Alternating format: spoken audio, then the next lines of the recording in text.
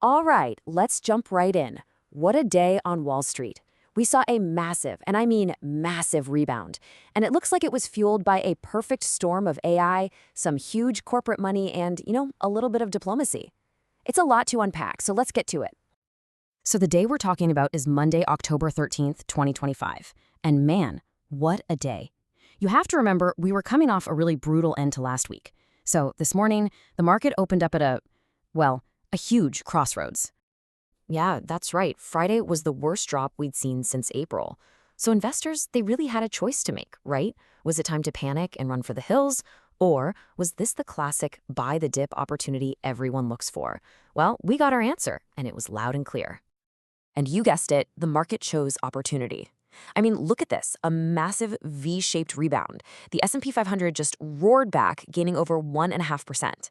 Now that clawed back a really big chunk of Friday's nasty 2.7% loss. The bulls, you can bet, are breathing a huge sigh of relief today. Okay, so let's dig into the details of this rebound. Was it just a few big stocks? Nope. This was a really broad-based recovery. Sure, it didn't totally erase Friday's losses, but get this. Over 80% of the stocks in the S&P 500 finished in the green. That's widespread strength. And if you look at the major indexes, one thing really jumps out, the NASDAQ. It absolutely surged up over 2.2%. That tells you everything you need to know. Tech and growth stocks were, without a doubt, leading the charge today. The S&P 500 and the Dow also had solid gains. So, yeah, just a really strong day all around. So the big question is, why? Why did this happen? This wasn't just some random buying spree. Turns out there were two huge catalysts that basically lit a fire under the market. First, some absolutely game-changing news in the world of AI. And second, a pretty surprising shift in US-China diplomacy. Okay, let's start with the diplomacy part because it's fascinating. There's this market pattern traders call the taco trade. It's kind of funny. It's basically when the president comes out with some really harsh rhetoric on China, maybe threatens huge tariffs, But then, a little while later, the comments get softer, more conciliatory, signaling the talks are still on the table. And that pivot is exactly what we saw. Tensions eased almost immediately, and boom, a major risk-on rally kicked in. But hey, the diplomatic stuff? That was only half the story. The other massive driver came from the world of AI, where it feels like the arms race just shifted into hyperdrive. I mean, this was the headline that just sent shockwaves through the entire tech sector. You have OpenAI and Broadcom teaming up to develop a custom AI chip system. And the scale of this thing, it's like nothing we've ever seen before. A staggering 10 gigawatts. That's a signal loud and clear that the demand for AI infrastructure isn't just growing, it's literally exploding. And you'd think that would be enough for one day, right? But nope. As if the AI news wasn't big enough, another massive catalyst showed up. We're talking about a literal tsunami of capital getting aimed right at critical U.S. industries. Just look at that number, $1.5 trillion with a T.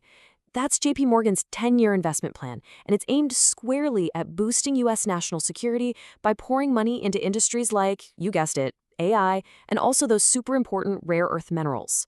This is a huge, long-term commitment, and it's basically a giant, flashing sign telling investors exactly where the big money is flowing. So, with these incredible tailwinds, it's really no surprise that some individual companies had just absolutely stellar days. So let's turn the spotlight onto the real stars of the show today. And this is where it all comes together, you see? You've got Broadcom, the big name in that OpenAI deal, soaring almost 10%. Then MP Materials, a key American producer of rare earths, it just exploded 21% higher, a direct result of that JP Morgan news. And how about Bloom Energy, up an incredible 26.5%? They just announced a huge deal to power AI data centers, tying right back into that whole AI infrastructure story. Of course, you also had Tesla rebounding over 5% as those China trade fears faded, and even Oracle rallied hard, with everyone getting excited about their big AI conference this week. So everything that happened today really gives us a pretty clear roadmap of the themes driving this market. So let's pivot a little bit. How might you think about navigating this new landscape? Let's look at 3 potential investment ideas that really popped up from today's news. So here are 3 kind of different ways you could look at this. First, you could go all in on AI infrastructure. Think of it as the picks and shovels of the AI gold rush, companies like Bloom Energy that provide the power. Or second, you could lean into that whole national security theme, investing in companies like MP Materials that are crucial for America's supply chain independence. Or number three, you could take a broader approach.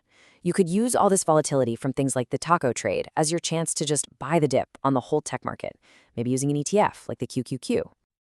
Now, even with this huge rally, don't think for a second that everyone on Wall Street is on the same page. Today really sets up a classic battle between two very different views of what happens next. You've got the bull case versus the bear case. And it's really, really important to understand both sides here. On the one hand, you have the bulls. They're looking at today and saying, see, powerful long-term trends like AI and this huge investment wave are creating a healthy, sustainable rally. They'd argue this isn't a bubble, it's a rational reaction to real change. But then, on the other hand, you have the bears, and they're looking at an unstable foundation.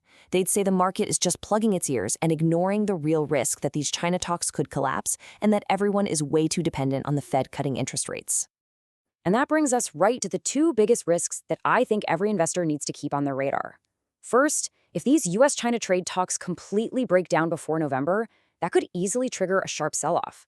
And second, if the Federal Reserve even hints that they won't cut rates as much as the market is hoping for, well, that could seriously mess with current stock prices. So I'll just leave you with this one last thought. While the stock market is over here popping champagne, celebrating the future of AI, the ultimate safe haven asset, gold, just quietly hit a brand new all-time high of over $4,000 an ounce. So you have to ask yourself, are these two markets telling us two completely different stories about what's coming next? Definitely something to think about. Thanks for joining me.